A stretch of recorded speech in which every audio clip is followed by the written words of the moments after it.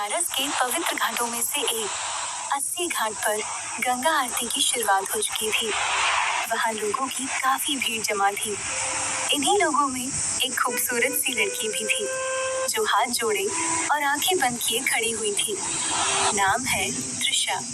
आरती पूर्ण होने के बाद त्रिशा दोनों हाथों को जोड़कर मन ही मन बोली, हे गंगा मैया, रोज की तरह आज भी हमारी आपसे एक ही विनती है, हमारे सपने को सच करने में हम सफल रहें।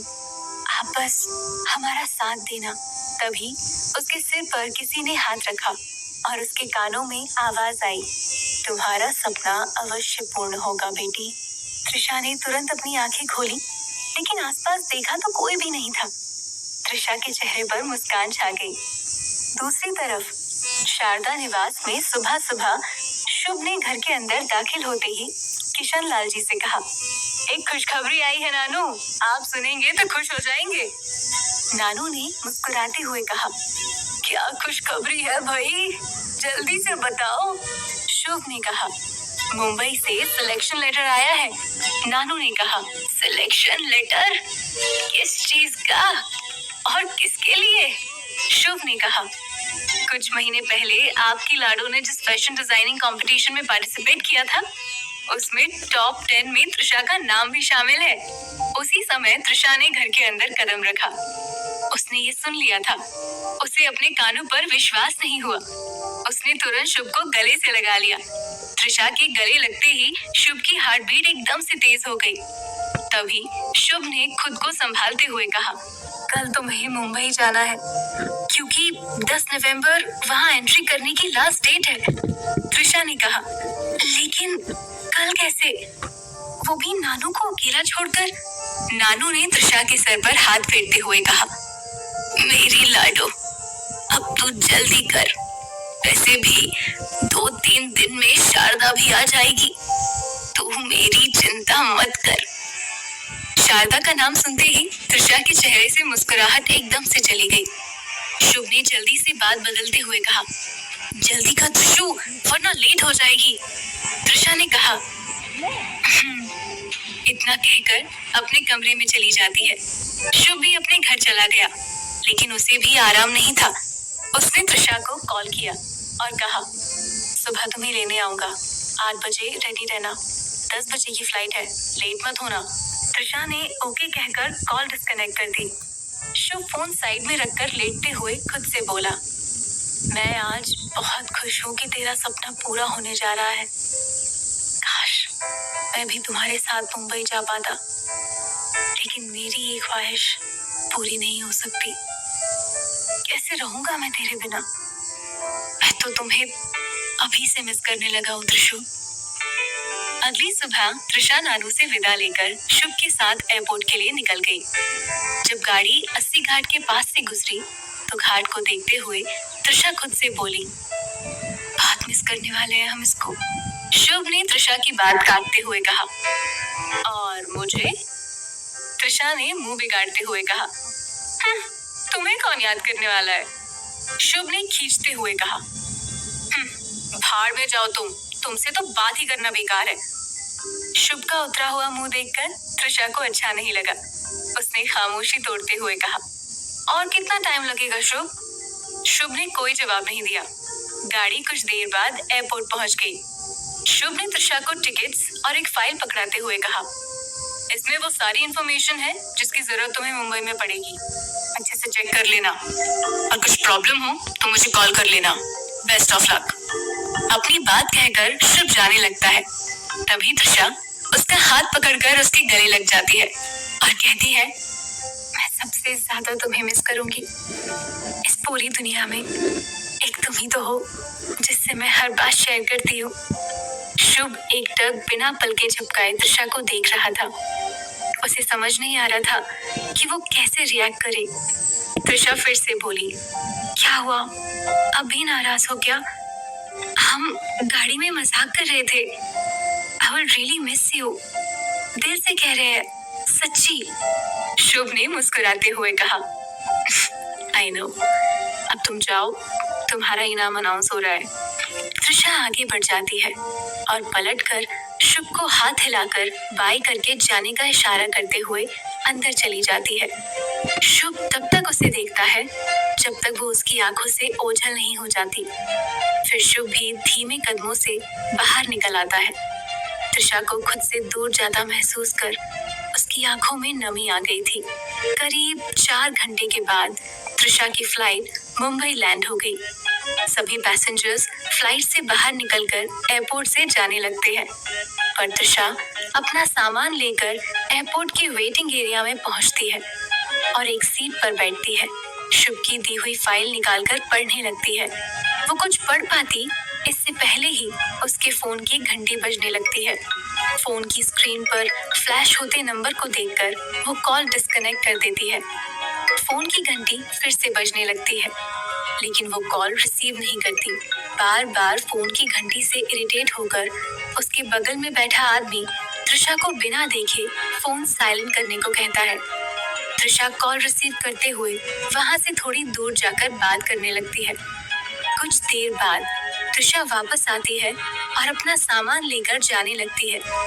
तभी उसकी नजर लगेज पर पड़ती है, जो कि उसका नहीं था। वो परेशान होकर अपने आसपास देखने लगती है। तभी उसकी नजर एक आदमी पर पड़ती है, जो उसका लगेज लिए आगे बढ़ता जा रहा है। वो आदमी ब्लैक सूट, ब्लैक गॉगल्स में काफी हैंडसम लग रहा था। उसके साथ 2 बॉडीगार्ड्स भी थे, लेकिन त्रिशा को तो सिर्फ अपना लगेज और वो आदमी नजर आ रहा था, जो उसका लगेज लिए अपनी ही धुन में चले जा रहा था। त्रिशा गुस्से से दंदनाते हुए उसकी ओर बढ़ी और कहने लगी, हेलो मिस्टर, हेलो, हम आपसे बात कर रहे हैं। सुनाई कम देता है क्या आपको? अजीब इंसान है। तभी वो आदमी रुककर पलटता है। त्रिशा भी उसके पास पहुंचती है, लेकिन गार्ड्स उसे बीच में ही रोक देते हैं। त्रिशा गुस्से से बॉडीगार्ड को धक्का मारकर आगे बढ़ने लगती है। दूसरा गार्ड त्रिशा को रोकने आगे बढ़ता है, लेकिन वो आदमी कुछ ना करने का इशारा करता है। त्रिशा गुस्से से आगे बढ़कर उस आदमी के सामने खड़ी हो जाती है। त्रिशा ने गुस्से से कहा, शक्ल से तो आप चोर नहीं लगते, फिर हमारा लगेज लिए कहाँ जा रहे हैं? आदमी हैरान होकर बोला, तुम्हारा लगेज? त्रिशा ने कहा, yes, this is my luggage. आदमी ने कहा, ओह रियली? क्या प्रूफ है? बाय द वे, शक्ल से तो तुम भी चोर नहीं लगती, फिर ये सब ड्रामा क्यों कर रही हो? त्रिशा ने कहा, एक तो हमारा सामान लिए जा रहे हैं आप, और हम पर ही इल्जाम लगा रहे हैं। ग्रेट, मेरे पास इतना फालतू टाइम नहीं है जो तुम्हारे साथ बहस करने में वेस्ट करूं। त्रिशा ने कहा, तो हम भी बनारस से मुंबई आपसे बहस करने नहीं आए मिस्टर। हमारा लगेज वापस कीजिए वरना। आदमी ने कहा, वरना क्या करोगी? त्रिशा ने आदमी का कॉलर पकड़ते हुए कहा, देखो, इससे ज्यादा शराफत से बात करना हमें नहीं आता। हमारा लगेज वापस दो और निकलो यहाँ से। वो आदमी गुस्से में आंखें दिखाते हुए बोला, तुम्हें ये कॉलर पकड़ना बहुत महंगा पड़ने वाला है। तभी माहौल खराब होता देख उस आदमी का असिस्टेंट रवि त्रिशा के पास आता है और धीरे से कहता है, तुम जानती भी हो ये कौन है? ओबरॉय इंडस्ट्रीज के मालिक मिस्टर रणविजय ओबरॉय। त्रिशा इतनी लड़ाई के मूड में थी कि उसने रवि की बातों पर ध्यान ही नहीं दिया और बोली, होंगे कहीं की विजय, मुझे क्या, मुझे मेरा लगेज चाहिए बस। तब रवि दोनों लगेज चेक करता है। दोनों लगेज सेम है, लेकिन त्रिशा के लगेज में एक की चेन है जिसमें TS का सिंबल है। ये देखकर रवि ने रणविजय से कहा, सर ये लड़की ठीक कह रही है, ये लगेज इसी का है। शायद गलती से आप दोनों का लगेज एक्सचेंज हो गया है। रणविजय रवि को घूरने लगता है। त्रिशा ने कहा, ओह रियली, गलती से? अगर आंखों से ये साहब ब्लैक गॉगल्स हटाएंगे तभी तो कुछ दिखाई देगा ना। पता नहीं खुद को क्या समझते हैं, चोर कहीं के। हम मुंबई पहली बार आए हैं तो क्या अकेली लड़की देखी नहीं कि शुरू हो गए। त्रिशा गुस्से से बड़बड़ाते हुए अपना लगेज लेकर वहां से निकल जाती है। रणविजय ने त्रिशा को एकटक बिना पलकें झपकाए हुए देखते हुए कहा, ये गलती दोबारा ना हो, डू यू अंडरस्टैंड? और मुझे इस लड़की की पूरी कुंडली चाहिए। इसकी हिम्मत कैसे हुई मेरा कॉलर पकड़ने की, रवि ने कहा। Yes sir. इसके बाद रणविजय भी गाड़ी में बैठकर एयरपोर्ट से निकल जाता है। एयरपोर्ट से बाहर आकर तृषा फाइल ढूंढती है जो उसे शुभ ने दी थी। उसे कहाँ जाना है, किससे मिलना है, ये सारी इंफॉर्मेशन उसी में थी, लेकिन उसे फाइल मिलती नहीं है। तृषा भागकर अंदर आती है जहाँ थोड़ी देर पहले ही वो बैठकर फाइल पढ़ रही थी, लेकिन वहाँ भी उसे फाइल नहीं मिलती। वो परेशान हो जाती है। उसे कुछ समझ नहीं आता कि वो क्या करे। रणविजय तृषा के साथ क्या करने वाला है? बिना फाइल के तृषा मुंबई में कैसे इकट्ठा करेगी सारी इंफॉर्मेशन? जानना चाहते हैं अपने सारे सवालों के जवाब? तो सुनिए सीईओ की सिद्धि मोहब्बत, सिर्फ और मुंबई एयरपोर्ट पर फाइल खो जाने के कारण तृषा परेशान हो गई थी। उसे समझ नहीं आ रहा था कि क्या करे, कहाँ जाए। उसी समय शुभ का कॉल आ गया। कॉल रिसीव करते ही शुभ ने कहा, ठीक से पहुंच गई तृषा? तृषा ने कहा, शुभ ने कहा, क्या हुआ, इतना लो साउंड क्यों कर रही हो? तबीयत तो ठीक है ना? तृषा ने कहा, हाँ हम ठीक है, लेकिन एक गड़बड़ हो गई। तृषा शुभ को सब कुछ बताती है। शुभ हैरान होते हुए कहता है, व्हाट? मुंबई पहुंचते ही तूने इतना बड़ा कांड कर दिया? तेरा कुछ नहीं हो सकता। अच्छा सुनो, मेरे पास एक्स्ट्रा फाइल है, मैं तुम्हें सारी इंफॉर्मेशन मेल कर देता हूँ। ये सुनते ही तृषा के चेहरे पर खुशी आ गई। वो चहकते हुए बोली, थैंक यू शुभ, मुझे पता था तुम्हारे पास सॉल्यूशन जरूर होगा। कुछ देर बाद ही शुभ का मेल आता है जिसमें होटल का एड्रेस है, ब्लू एंजल होटल। तृषा एड्रेस मिलते ही थोड़ी देर बाद कैब से होटल पहुंचती है और आराम करने लगती है। अगली सुबह मुंबई के टॉप इंडस्ट्रीज में से एक ओबरॉय इंडस्ट्रीज और उसके मालिक है रणविजय ओबरॉय। वो आज अपने ऑफिस में थे। तभी रवि ने उनसे कहा, सर आज आपकी मीटिंग 10 बजे ब्लू एंजल होटल में है। रणविजय ने कहा, 9:30 बज गए हैं और तुम मुझे अब बता रहे हो? मुझे देर से पहुंचने वाले लोग बिल्कुल पसंद नहीं, गाड़ी निकालो। रवि ने कहा, सॉरी सर, मैं आपको। रणविजय ने गुस्से से कहा, शट अप रवि, ये एक्सक्यूजेस देना बंद करो और गाड़ी निकालो।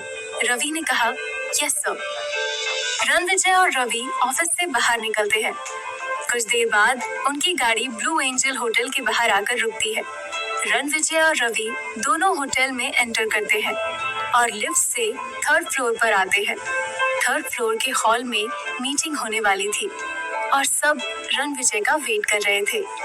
रणविजय मीटिंग हॉल में एंटर करते हुए कहते हैं, गुड मॉर्निंग एवरीवन, ये मीटिंग हमें 15 मिनट में खत्म करनी है। ये सुनते ही मीटिंग के लिए बैठे एक मेंबर राजेश ने कहा, व्हाट? 15 मिनट में? ये इम्पॉसिबल है। रणविजय ने कहा, ओके देन मीटिंग कैंसिल करते हैं। रणविजय का फोन बजता है और वो फोन लेकर बाहर निकल आता है। तभी राजेश ने रवि से पूछा, रणविजय का मूड आज कुछ ठीक नहीं लग रहा है क्या? रवि ने कहा, सर आप प्लीज मीटिंग 15 मिनट में खत्म कीजिए। तब राजेश ने हाँ में सर हिला दिया। वहीं रणविजय कॉल रिसीव करता इससे पहले ही उसकी नजर सामने खड़ी लड़की पर पड़ती है। वो उसे देखता ही रह जाता है। लड़की ने स्लीवलेस टॉप और शॉर्ट्स पहना हुआ है, खुले बिखरे हुए बाल, ऐसा लग रहा था अभी सो के उठी है। वो दरवाजे पर खड़ी अपनी होटल स्टाफ से कॉफी लेती है और दरवाजा बंद करके अंदर चली जाती है। रणविजय उसका आधा चेहरा ही देख पाता है, आधा चेहरा बालों से ढका होने के कारण नहीं देख पाता। रणविजय अब भी उस बंद दरवाजे को देख ही रहा था। उसे उस लड़की का चेहरा जाना पहचाना लग रहा था। रणविजय ने खुद से कहा, कहीं तो देखा है इसे, पर कहाँ? कहीं ये वही एयरपोर्ट वाली लड़की तो नहीं? तभी वहां रवि आ जाता है। रणविजय कहता है, एयरपोर्ट वाली लड़की का पता किया? रवि बोला, सॉरी सर, अभी उसके बारे में कुछ भी पता नहीं चला, मेरे आदमी लगे हुए हैं। रणविजय ने गुस्से में कहा, एक लड़की के बारे में पता करने में इतना समय लग रहा है? मुझे 2 दिन के भीतर उसकी सारी इंफॉर्मेशन मेरे टेबल पर मिलनी चाहिए। इतना कहकर वो मीटिंग में चला गया। लेकिन अब 15 मिनट में खत्म होने वाली मीटिंग पिछले 2 घंटे से चल रही थी। 2 घंटे से रणविजय की नजरें मीटिंग हॉल के सामने वाले कमरे पर ही थी, जिसमें उस लड़की ने एंटर किया था। लेकिन अफसोस कि 2 घंटे में एक बार भी रूम का दरवाजा नहीं खुला। आखिरकार मीटिंग ओवर करके रणविजय मीटिंग से बाहर निकल गया। रणविजय के इस बिहेवियर से सब हैरान हो जाते हैं, लेकिन किसी में कोई सवाल करने की जरा भी हिम्मत नहीं थी। रणविजय और रवि दोनों कुछ ही देर में ओबरॉय इंडस्ट्रीज के ऑफिस पहुंचते हैं। रणविजय अपने कैबिन में बैठा फाइल्स चेक कर रहा है। तभी उसकी नजर एक लाल रंग की फाइल पर पड़ती है, जो बाकी सभी फाइल से थोड़ी डिफरेंट है, जिस पर लिखा है would be great fashion designer. Ranvijay उस फाइल को खोलकर देखने लगता है। रणविजय ने खुद से कहा, इसमें तो किसी सेमिनार से रिलेटेड इंफॉर्मेशन है, लेकिन किसकी और यहाँ कैसे? फाइल के लास्ट पेज में एक बायोडेटा है, जिस पर त्रिशा भारद्वाज का नाम लिखा था। रणविजय नाम पढ़कर खुद से कहता है, त्रिशा, नाइस नेम, बट बिना इस फाइल के काफी प्रॉब्लम होने वाली है तुम्हें। कोई अपने काम को लेकर इतना लापरवाह कैसे हो सकता है? तभी वहां रवि आ जाता है। उसने कहा, सर, कुलजीत सर ने कल से सेमिनार में जो कैंडिडेट हैं, उनके नाम और फोटोज की लिस्ट भेजी है और कहा है कि आप किसी को भी अपने हिसाब से सिलेक्ट कर सकते हैं, जो आपको बेटर लगे। रणविजय ने कहा, उनसे कह दो कि मैं कल सेमिनार में ही कैंडिडेट सिलेक्ट कर लूंगा। रवि ने कहा, ओके सर। दूसरी तरफ त्रिशा सेमिनार से रिलेटेड एक मीटिंग के लिए ताज होटल में मिस्टर जोशी से मिलने पहुंची। त्रिशा ने जोशी से हाथ मिलाते हुए कहा, हेलो सर। जोशी ने भी हाथ मिलाते हुए कहा, hello miss Trisha, nice to meet you, please have a seat. Joshi ने कहा, मिस त्रिशा, आप मुंबई में कहाँ रुकी है? I mean, आपके किसी रिलेटिव के यहाँ या फिर किसी होटल में? त्रिशा ने कहा, होटल, हम ब्लू एंजल होटल में रुके हैं। जोशी ने कहा, What a coincidence! कल का सेमिनार भी ब्लू एंजल होटल में ही है। अब तो आपको सेमिनार में पहुंचने में कोई परेशानी नहीं होगी। By the way, आप कौन से फ्लोर में हैं मिस त्रिशा? त्रिशा ने कहा, आप ये क्यों पूछ रहे हैं? जोशी ने कहा, मैं सोच रहा था कि कल आपको आपके रूम से ही पिक कर लूं। वो क्या है ना, होटल काफी बड़ा है और सेमिनार टॉप फ्लोर पर है, कहीं आपको कोई दिक्कत ना हो। त्रिशा ने कहा, ओह, इसकी कोई जरूरत नहीं सर, हम खुद आ जाएंगे। जोशी ने कहा, मिस त्रिशा, मेरा नाम विक्की है। अगर आप मुझे सर की बजाय विक्की कहेंगी तो मुझे बहुत अच्छा लगेगा। त्रिशा ने कहा, ओके, जैसा आपको ठीक लगे, हम चलते हैं। विक्की ने कहा, मैं आपको ड्रॉप कर देता हूँ। त्रिशा ने कहा, नो थैंक्स, हम खुद चले जाएंगे। विक्की ने खुद से कहा, विक्की जोशी को मना कर दिया, कुछ तो बात है इस लड़की में। दूसरी तरफ ओबरॉय मेंशन में रणविजय की दादी माँ शोभा रणविजय का इंतजार कर रही है। शामू काका और रामू काका इस घर के पुराने और वफादार नौकर हैं। इतने बड़े ओबरॉय मेंशन में रहने वाले गिनती के कुछ ही लोग हैं। तभी घर की घंटी बजती है। शोभा ने कहा, लगता है रणविजय आ गया। रामू ने कहा, मैं अभी दरवाजा खोलता हूँ। रामू दरवाजा खोलता है। शोभा ने कहा, आ गया तू, कितनी देर लगा दी आज। रणविजय ने कहा, अभी तो सिर्फ 8:30 बजे हैं दादी, इतनी भी देर नहीं हुई है। मैं फ्रेश होकर आता हूँ, आप डिनर लगाइए रामू काका। इतना कहकर रणविजय अपने रूम में चला जाता है। रामू खाना लगाता है। शोभा डाइनिंग टेबल पर बैठी रणविजय का इंतजार कर रही है।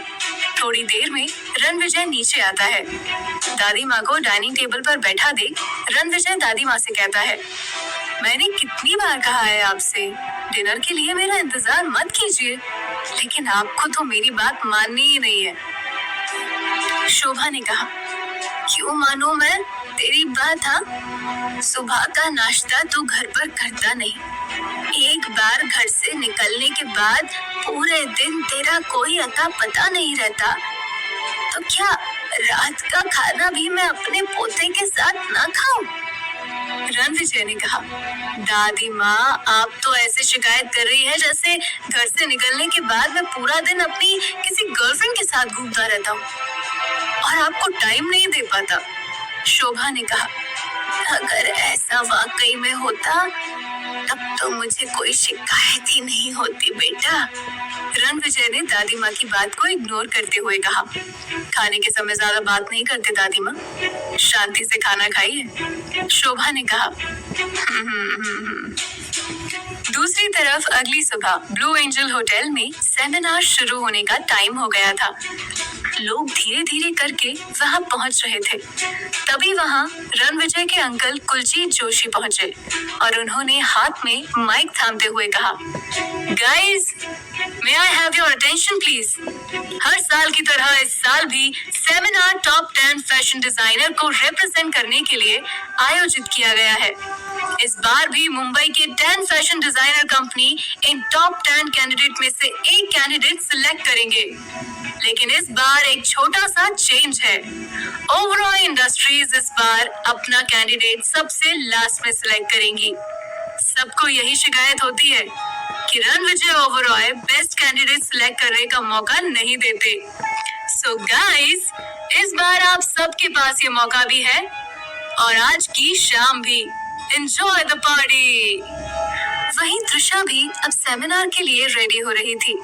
उसने रेड कलर का स्लीवलेस इवनिंग गाउन पहना था और बालों का बन बनाया था। उसने होठों पर रेड कलर की लिपस्टिक और पैरों में हाई हील्स पहने थे। कुछ देर बाद तृषा अपने रूम से बाहर निकलती है और टॉप फ्लोर पर जाने के लिए लिफ्ट की ओर बढ़ती है। लिफ्ट में एंटर करने के कुछ देर बाद तृषा को याद आता है कि वो अपना फोन रूम में ही भूल आई है, लेकिन तब तक लिफ्ट टॉप फ्लोर पर पहुंच गई थी। वो वापस से थर्ड फ्लोर के लिए बटन प्रेस करती है, लेकिन तभी एक लड़की हड़बड़ी में आकर फर्स्ट फ्लोर के लिए बटन प्रेस कर देती है। लड़की को इतनी हड़बड़ी में देखकर तृषा उससे कुछ नहीं कह पाती। लिफ्ट नीचे की तरफ बढ़ने लगती है। उसी समय रणविजय की गाड़ी होटल के बाहर रुकती है। आज भी उसने ब्लैक सूट बूट और हमेशा की तरह ब्लैक गॉगल्स पहने हुए हैं। रणविजय होटल में एंटर करते हुए लिफ्ट की ओर बढ़ता है और लिफ्ट खुलने का वेट कर रहा है। लिफ्ट खुलते ही रणविजय अंदर आता है और टॉप फ्लोर के लिए बटन प्रेस करने ही वाला होता है कि उसके बटन प्रेस करने के पहले तृषा थर्ड फ्लोर के लिए बटन प्रेस कर देती है। तृषा और रणविजय दोनों एक दूसरे को नहीं देखते हैं और लिफ्ट का दरवाजा खुलता है। तृषा ने लिफ्ट से बाहर निकलते हुए कहा, हम बस 2 मिनट में आते हैं। वो जल्दी से रूम का दरवाजा खोलती है और अपना फोन लेकर वापस दरवाजा बंद करके अपनी ड्रेस को संभालते हुए लिफ्ट की ओर बढ़ती है। रणविजय ने तृषा को उसी रूम से बाहर आता देखा और मन में कहा, ये तो सच में वही एयरपोर्ट वाली लड़की है। तृषा लिफ्ट में एंटर करती है और टॉप फ्लोर के लिए बटन प्रेस करती है। रणविजय अब भी उसी को देख रहा है। तृषा के हील्स गाउन में फंस जाते हैं और वो गिरने लगती है, पर रणविजय उसका हाथ थाम लेता है। रणविजय ने कहा, संभाल के। इसके बाद जैसे ही तृषा ने रणविजय की ओर देखा, चौंकते हुए कहा, तुम छोड़ो हमारा हाथ। लिफ्ट का दरवाजा खुल जाता है। तृषा बाहर निकल जाती है और रणविजय भी। लिफ्ट का दरवाजा बंद हो जाता है और तृषा का गाउन उसमें फंस जाता है। रणविजय दूर खड़ा फोन पर बात कर रहा है, लेकिन उसकी नजर तृषा पर ही है। तृषा गुस्से से गाउन को खींचने लगती है। तभी रणविजय उसके पास आकर कहता है, ऐसे खींचने से फट जाएगा। रणविजय उसका हाथ पकड़कर उसे रोकता है और कहता है, रुको, लिफ्ट खुलते ही निकल जाएगा, तब तक यहीं खड़ी रहो। तृषा तुरंत अपना हाथ झटकती है और गुस्से से कहती है, एक बार में बात आपको समझ में नहीं आती क्या जताना चाहते हैं आप? रणविजय कुछ नहीं कहता है, बस गुस्से से उसे घूरकर सेमिनार हॉल के अंदर चला जाता है।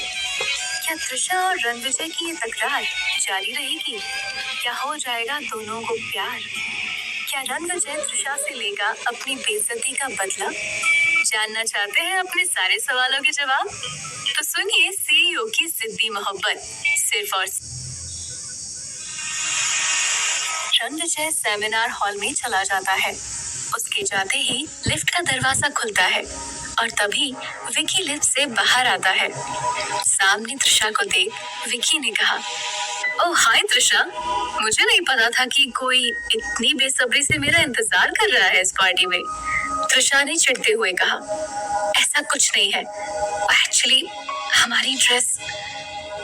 जाने दीजिए, विकी ने कहा, आज आप बहुत सुंदर लग रही हैं। तृषा ने कहा, थैंक्स, चले? विकी ने कहा, जी चलिए। विकी तृषा के साथ पार्टी में एंटर करते हैं।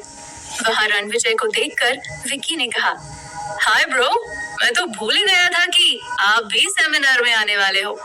रणविजय ने कहा, विकी काम पर ध्यान दोगे तभी तो काम से रिलेटेड बातें याद रहेंगी। विकी ने कहा, प्लीज हाँ, आप यहाँ शुरू मत हो जाना। पार्टी में आए हो तो पार्टी एंजॉय करो ना, हर वक्त काम की बातें अच्छी नहीं लगती। रणविजय ने कहा, लेकिन तुम यहाँ क्या कर रहे हो? आज से पहले तो तुमने कोई सेमिनार अटेंड नहीं किया, फिर आज यहाँ कैसे?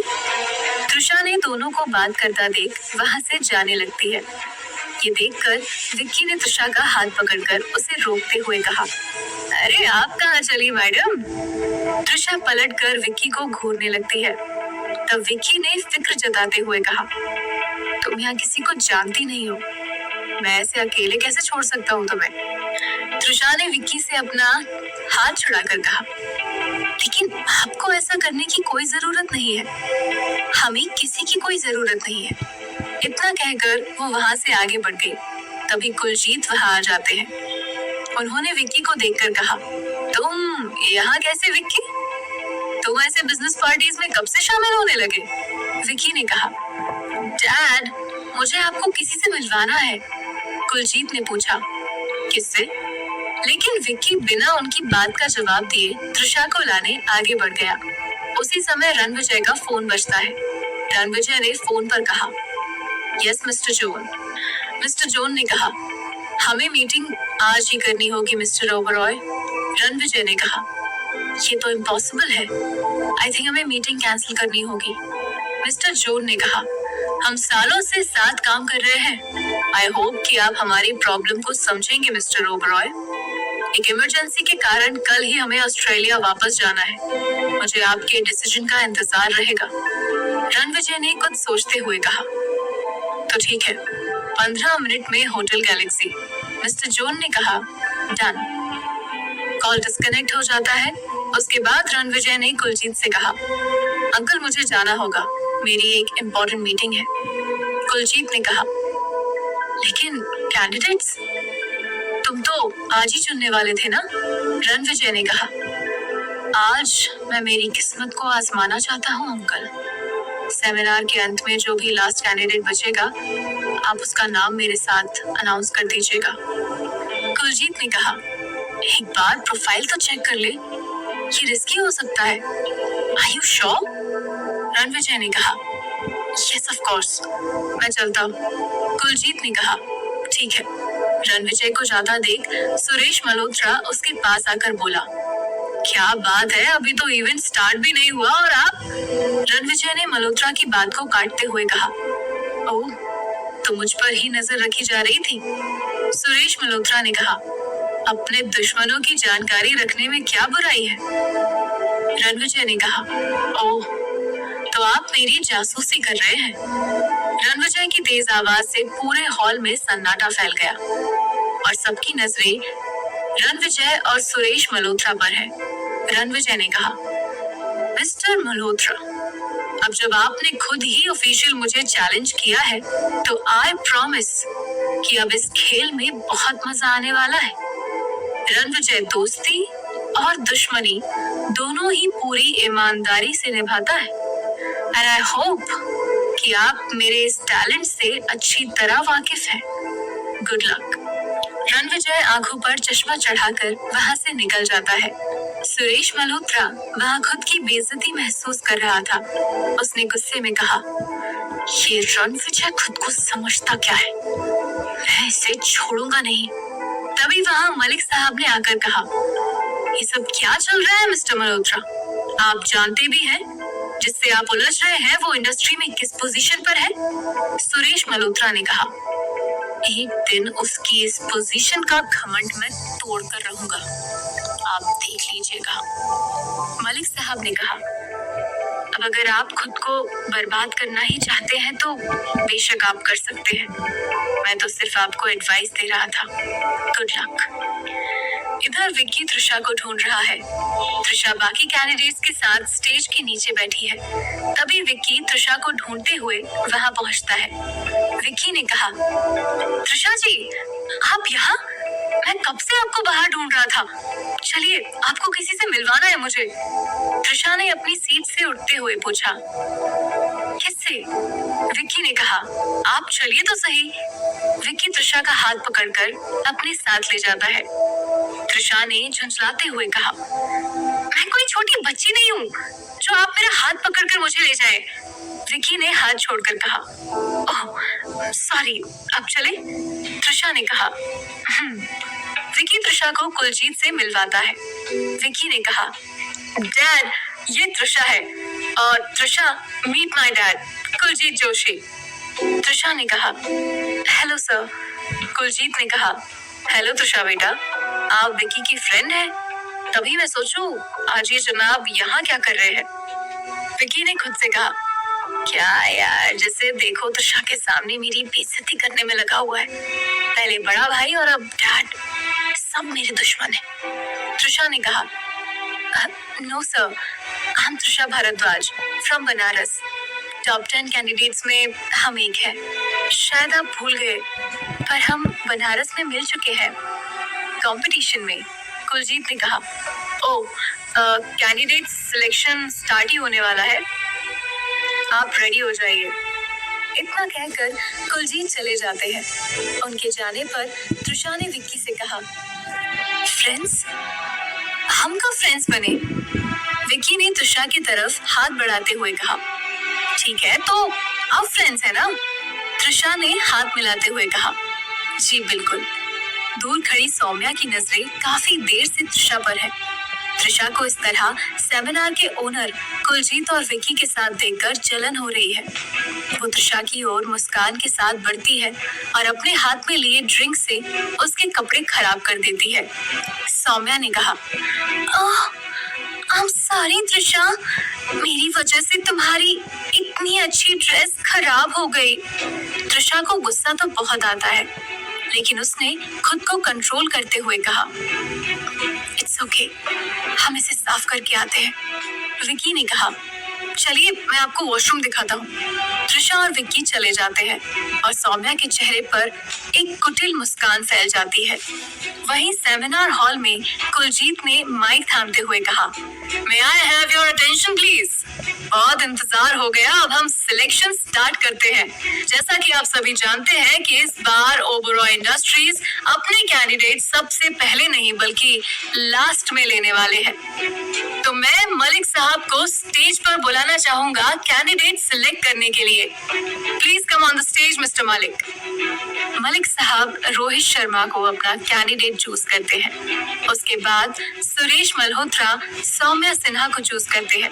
एक एक करके सभी कैंडिडेट सिलेक्ट हो जाते हैं, लेकिन वहां तृषा अब तक वापस नहीं आई थी। ये देखकर सौम्या ने खुद से कहा, अब घूमती रहो विक्की जोशी के साथ।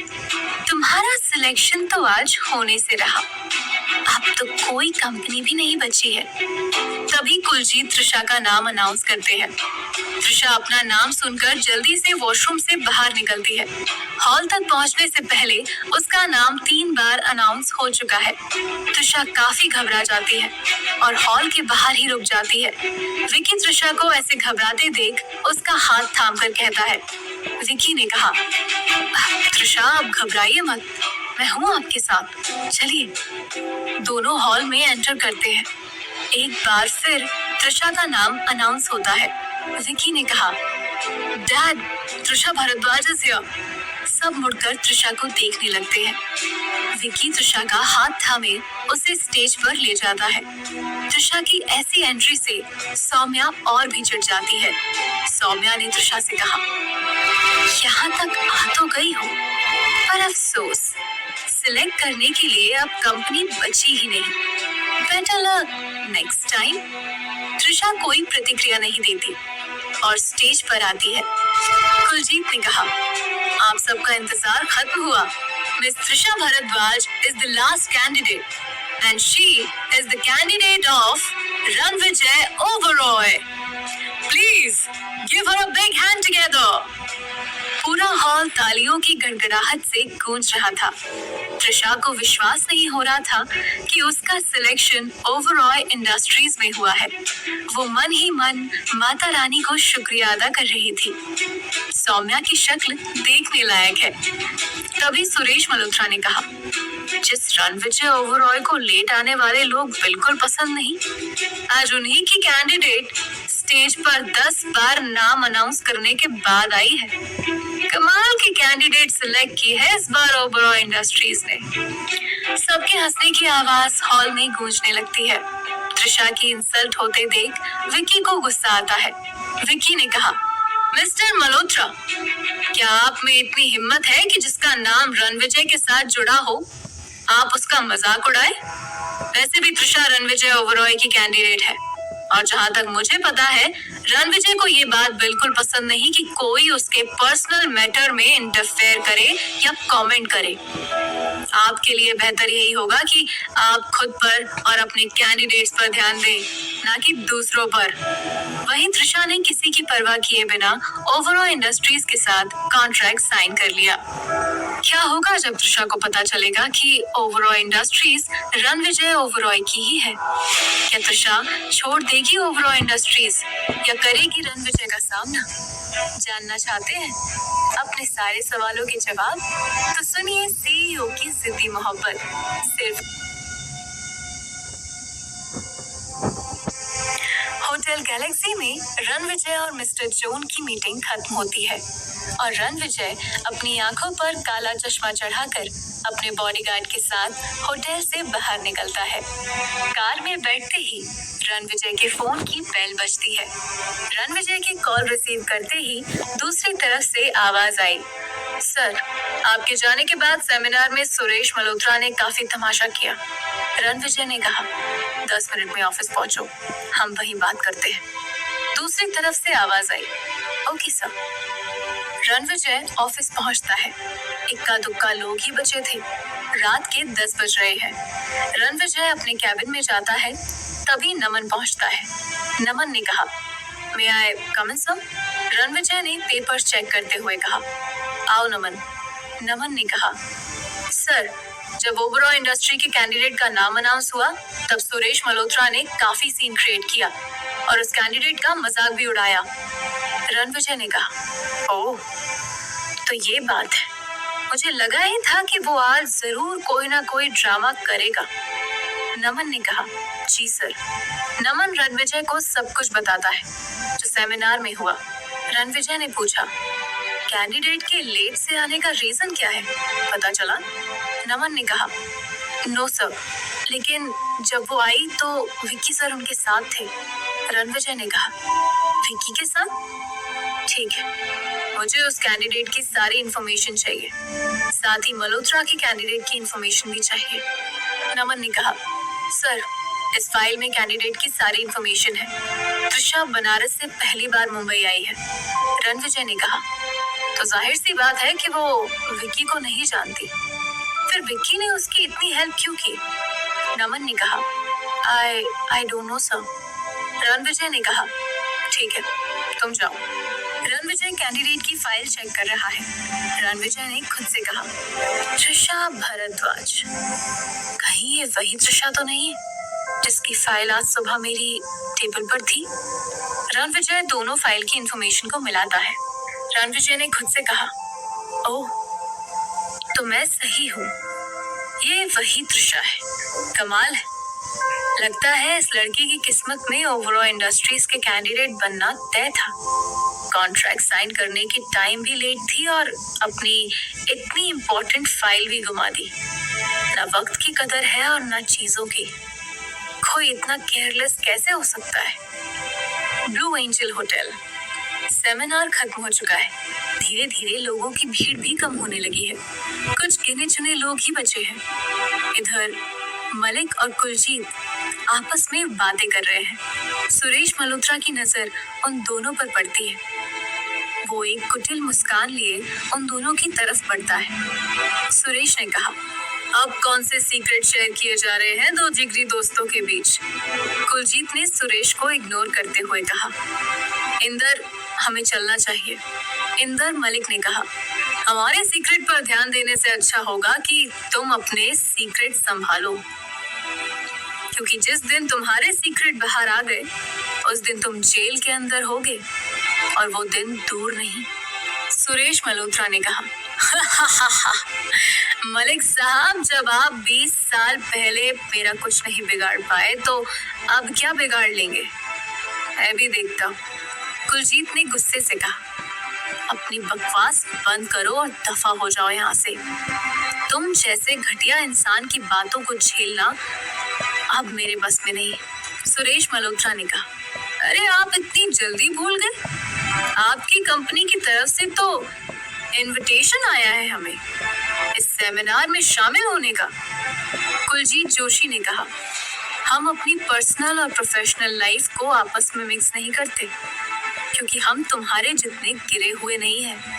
मलिक साहब ने मुस्कुराते हुए कहा, काम डाउन कुलजीत, अब वो दिन दूर नहीं जब हम इसकी बर्बादी का तमाशा देखेंगे। सुरेश मल्होत्रा ने चीखते हुए कहा, उस रणविजय के दम पर इतना उछल रहे हो ना, बहुत जल्दी ही मैं उसे उसके अंजाम तक पहुंचा दूंगा, और इस बार भी तुम सिर्फ देखने के अलावा कुछ नहीं कर पाओगे। कुलजीत ने कहा, आवाज नीचे सुरेश, आवाज नीचे। तुम्हारे चीखने से सच बदल नहीं जाएगा कि तुम कितने घटिया इंसान हो, और तुम्हारे किए की सजा तुम्हें मिलकर रहेगी। 20 साल पहले ना सही, 20 साल बाद ही सही, तुम्हारे पापों का घड़ा भर चुका है। मलिक ने कहा, कौन किसको किसके अंजाम तक पहुंचाता है ये देखने के लिए तुम भी यहाँ हो और हम भी यहाँ। लेट्स सी।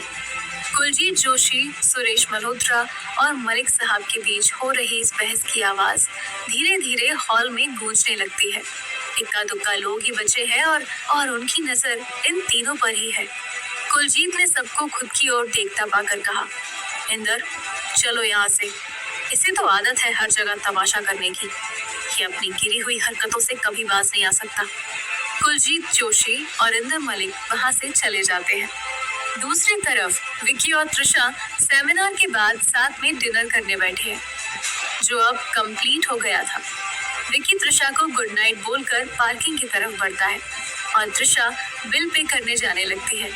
तभी उसकी नजर टेबल पर पड़ी कार की चाबी पर पड़ती है। विक्की पार्किंग एरिया में आता है। कुलजीत जोशी और इंदर मलिक भी वहां पहुंचते हैं और उनसे बातें करते हैं। तभी त्रिशा विक्की को ढूंढते हुए उसकी कार की चाबी लेकर आती है। विक्की त्रिशा को देख लेता है और उसके पास जाता है। विक्की ने कहा, आप यहाँ? त्रिशा ने कहा, हम आपको ही ढूंढ रहे थे। विक्की ने खुशी से कहा, मुझे ढूंढ रही थी? क्या बात है, इतनी जल्दी मुझे मिस करने लगी कि मुझे ढूंढते ढूंढते यहाँ तक चली आई। त्रिशा ने इरिटेट होकर कहा, ओह प्लीज, ऐसी कोई बात नहीं है। विक्की ने त्रिशा को छेड़ते हुए कहा, तो फिर कैसी बात है? त्रिशा ने विक्की का मजाक उड़ाते हुए कहा, by the way mister Joshi, आज आप घर कैसे जाने वाले हैं? उड़कर? त्रिशा ने विक्की को कार की चाबी दिखाते हुए कहा, इसे तो आप अंदर ही भूल आए थे। विक्की अपनी पॉकेट चेक करते हैं, लेकिन उसे कार की चाबी नहीं मिलती और वो कहते हैं, oh thank you Trisha, thank you so much. इसके बिना मैं घर कैसे जाता? विक्की त्रिशा से चाबी लेने के लिए हाथ बढ़ाता है, लेकिन त्रिशा चाबी हवा में उछालते हुए कहती है, और अगर मैं ये आपको ना दूं तो? विक्की ने अपनी उंगली सर पर टैप करके सोचते हुए कहा, तो मैं इसी होटल में रुक जाता हूँ। विक्की का जवाब सुनते ही त्रिशा उसके हाथों में कार की चाबी पकड़ाती है और कहती है, उसकी कोई जरूरत नहीं है, अब आप जाइए, बाय, गुड नाइट। इतना कहकर त्रिशा जाने को पलटती है, लेकिन विक्की उसका हाथ पकड़ लेता है। विक्की ने कहा, क्यों? आप नहीं चाहती कि मैं यहाँ रुकूं? विक्की का यूं हाथ पकड़ने से त्रिशा को गुस्सा बहुत आता है, लेकिन वो खुद को कंट्रोल करके विक्की की तरफ पलटती है। पहले अपने हाथ को, उसके बाद विक्की को घूरने लगती है। त्रिशा को इस तरह देखकर विक्की उसका हाथ छोड़ देता है और हल्की सी स्माइल देता है। त्रिशा भी विक्की की तरफ मुस्कुराते हुए आगे बढ़ने लगती है। त्रिशा को ऐसा करता देख विक्की कंफ्यूज हो जाता है कि वो गुस्से में है या नॉर्मल। त्रिशा ने कहा, बनारस में एक लड़के ने हमारा हाथ पकड़ा, उसके बाद फिर किसी और का हाथ पकड़ने के लायक नहीं रहा वो।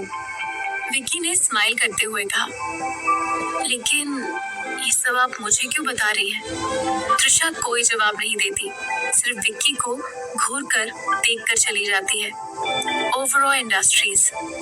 अगली सुबह तैयार होकर त्रिशा विक्की के साथ ऑफिस पहुंच गई।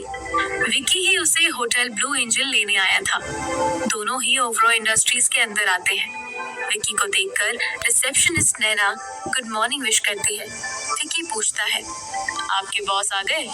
नैना, नो सर किसी जरूरी मीटिंग से बाहर गए हैं, आधे घंटे बाद ही आएंगे।